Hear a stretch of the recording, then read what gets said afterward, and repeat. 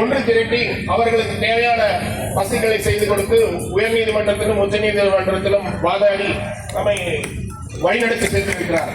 இந்த முன் அனுபவங்களை வைத்துக் கொண்டு நாம் தேவையான நடவடிக்கைகளை எடுத்து நல்லபடியாக உங்கள் முதலீடுகளை பெற்றுக் கொடுக்க உறுதுணையாக இருப்போம் என்று தெரிவித்துள்ளேன்.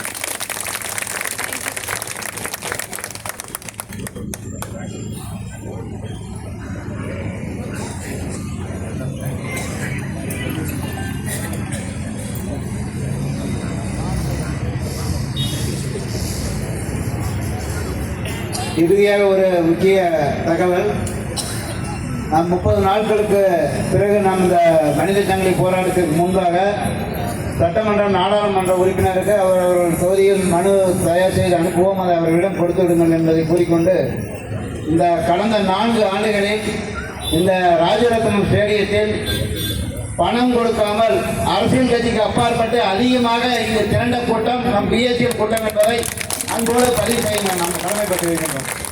அதிக அளவில் தமிழகத்தில் எந்த போராட்டம் இல்லாமல் உண்ணாவிரத போராட்டத்துக்கு மிக அதிக அளவில் நம்ம மக்கள் தான் வந்திருக்கிறாங்க. இன்னும் இந்த வெயில் இதெல்லாம் இல்லாத இருந்தால் இன்னமும் கும்பல் அதிகமாக இருக்கும்.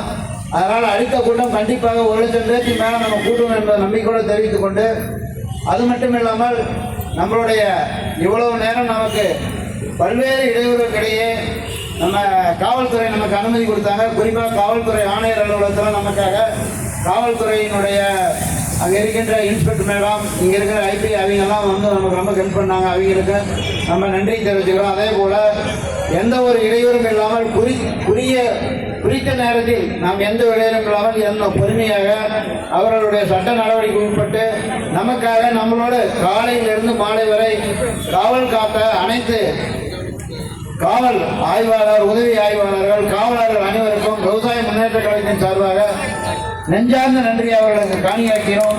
அது மட்டுமல்லாமல் குடிநீர் வசதி மற்றும் கழிப்பறை வசதி கூட இல்லை என்று சொன்னதை கூட அடுத்த 15 நிமிடத்தில் நமக்கு ஏற்பாடு செய்து கொடுத்தார்கள்.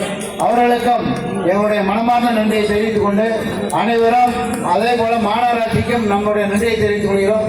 அதே போல இங்கு வந்திருக்கின்ற அனைவரும் பொறுமையாக அவர்கள் வீட்டுக்கு சென்று உங்களுடைய யார் அழைத்து வந்தார்களோ அவர்கள் மூலம் கண்டிப்பாக நாங்கள் வீடு பத்திரமாக சேர்ந்து விட்டோம் என்ற தகவலையும் எங்களுக்கு தெரிவிக்குமாறும், பொறுமையாக வாகனத்தில் வந்தவர்கள் ஆங்காக அவர்கள் தூக்கம் டிரைவர்களுக்கு வந்தால் கூட நிறுத்தி பொறுமையாக வீட்டுக்கு சென்று நாம் அடுத்த கட்ட போராட்டத்தில் தயாராகும் என்பதை அன்போடு தெரிவித்துக் கொண்டு